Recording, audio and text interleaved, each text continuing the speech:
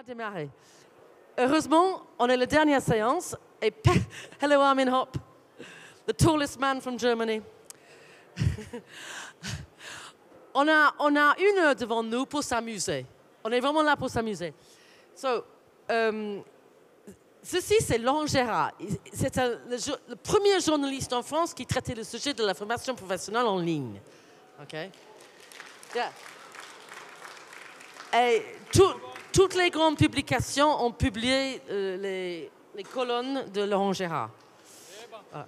Et il est très gentil parce qu'il nous a rejoints pour modérer la prochaine séance. La prochaine séance, il y a 2 éléments. 1, l'Université de Lille, avec François Gueuse, qui est l'éditeur de MacH, va faire une remise de prix. Bon, tu vas expliquer. Il y a une remise de prix avec les étudiants. Et ensuite, après ça, nous, on va faire une conversation. Qu'est-ce qu'on a appris ici? Et c'est Laurent qui va le gérer. Dernier 2 jours, dernier 2 ans. Et aussi, qu'est-ce que vous voulez voir l'année prochaine? Qu'est-ce qu'on peut faire de mieux, etc. OK? Donc, François Gueuse, do your thing. Thank you, Salehan. Bonjour à toutes et à tous. Donc, on est réunis en fait pour la remise d'un prix. Un prix qui est, somme toute, relativement important, qui est celui de l'expérience utilisateur en digital learning. Ce prix a été monté, mais avec les étudiants du master métier de la GRH de l'IAE de Lille. Et j'ai avec moi Alexis Schmitt, qui a participé à ce projet, à qui je vais d'abord donner la parole, parce que c'est leur projet. Moi, je suis leur prof, j'ai laissé faire. Vous savez, j'ai regardé, en fait. Comme tout prof, on fait bosser les autres. C'est bien connu. Alexis, je t'en prie.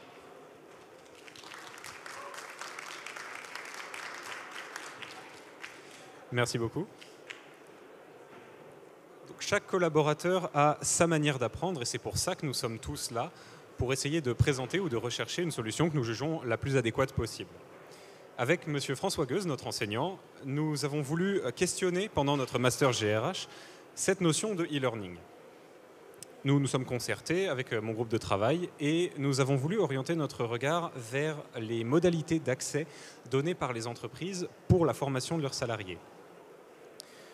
Et voici comment est née l'idée de ce prix de l'accessibilité du digital learning. Nous avons donc mis en place une première étude afin d'essayer de comprendre les attentes des salariés et des entreprises. Et nous avons ensuite reçu et analysé tous les dossiers avec l'aide de l'ABRH et de EdTech France. Et au terme des délibérations du jury, nous sommes fiers de pouvoir annoncer la victoire du Club Med pour le prix de l'accessibilité du e-learning, digital learning. Et donc je tenais à remercier grandement Michel Barabel, François Gueuse, Sophie Leule de l'ABRH, Yannick Raffenel, excusez-moi, de EdTech France pour leur appui et leur soutien sur l'analyse des dossiers reçus. Et est-ce que vous pourriez nous en dire un peu plus, François? Merci, Alexis. Pas facile quand on est jeune étudiant et de se retrouver comme ça pour la remise de prix. Hein. Je crois qu'il va m'en vouloir jusqu'à la fin de l'année scolaire. Bien, plus sérieusement, et d'une certaine façon, ce prix a été décerné au Club Méditerranée pour l'utilisation d'une plateforme qui s'appelle Speaks, concernant l'utilisation et la formation aux langues étrangères. Est-ce que vous voulez venir avec moi quelques instants? Venez. Parce que, d'une certaine manière, on nous parle toujours, et je pense que vous êtes d'accord avec moi, on nous parle toujours des plateformes technologiques, c'est fabuleux, on fait beaucoup de choses, etc. Mais il y a tout un projet autour, vous êtes bien d'accord? Ça s'accompagne. Et véritablement, hein, et votre présence là, ici, aujourd'hui, pour nous, c'était véritablement pour reconnaître tout le travail d'accompagnement qui a été fait dans la mise en œuvre de ces solutions, de ne laisser personne sur le bord du chemin. Et puis, ça c'est une phrase un peu toute faite, mais surtout, je pense que derrière ces travaux, derrière toutes les opérations de communication et d'accompagnement que vous avez faites, on retrouve avec la plateforme, avec l'ingénierie pédagogique que vous mettez, toute une démarche visant à développer l'autonomie des collaborateurs. Autonomie des collaborateurs qui, en matière de formation, est quand même l'un des points essentiels que l'on recherche aujourd'hui dans toutes les entreprises. Je voulais vraiment vous féliciter pour ce prix, etc. Et surtout, j'ai envie de dire pour ceux qui veulent en savoir plus, ça c'est mon côté publicitaire, hein, m'en veuillez pas, je vous donne rendez-vous dans le prochain Mag RH où d'une certaine façon on va expliciter plus en détail les résultats et ce qui nous a amené à reconnaître l'expérience du Club Méditerranée en la matière. Encore bravo.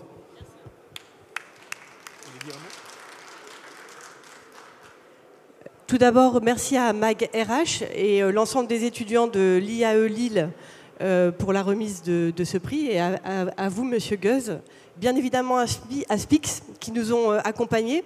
Pour nous, ça a été une vraie marche parce que, comme vous l'avez dit, il y a tout ce projet d'accompagnement et notamment de marketing et de communication sur laquelle on a été très accompagnés. Ensuite, il y a eu vraiment cette conviction à porter de l'accessibilité à tous, quel que soit le statut, quel que soit le niveau, avec un accès H24, 7 sur 7, pour dépasser toutes les time zones. Et puis, une ambition qui nous est propre au Club Med, eh bien, c'est celle de faire rêver nos clients, de donner du bonheur aux clients, de leur proposer des expériences transformatives. Et pour que ça arrive, c'est important d'avoir une symétrie des attentions avec nos collaborateurs.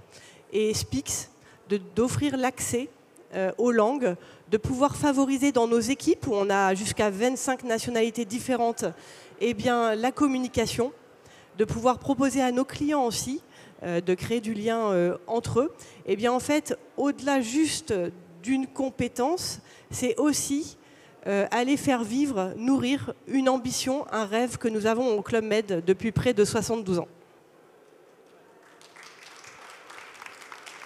Merci Marie. Merci François, c'est un honneur de recevoir ce prix.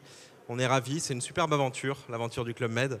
On parle d'accessibilité, effectivement, c'est une plateforme qui est accessible à tous les collaborateurs, peu importe leur statut. Mais l'accessibilité, ça ne s'arrête pas là. L'accessibilité, c'est aussi donner envie à des personnes qui sont jeunes, qui n'ont pas forcément le temps de faire des formations, le temps de passer du temps sur les langues.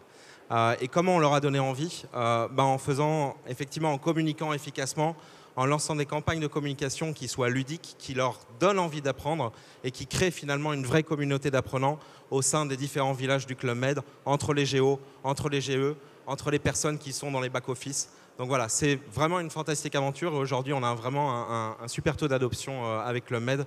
Donc on est très fiers et merci à vous.